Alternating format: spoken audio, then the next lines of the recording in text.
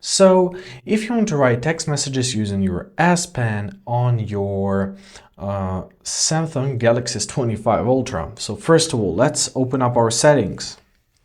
In our settings, scroll to our General Management tab. Here find your Samsung keyboard settings. Scroll down and make sure that your S Pen to text option is on. Great. Also check your keyboard list and defaults and make sure that your Samsung keyboard is your keyboard.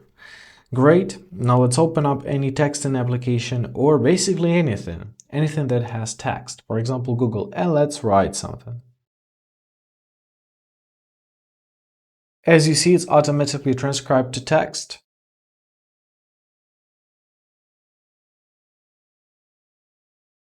Sometimes it doesn't detect what you're trying to write, but once again, it depends on your handwriting. And basically, that's it. I hope this video was helpful. Thank you so much for watching. Have a great day, and please consider subscribing to our channel.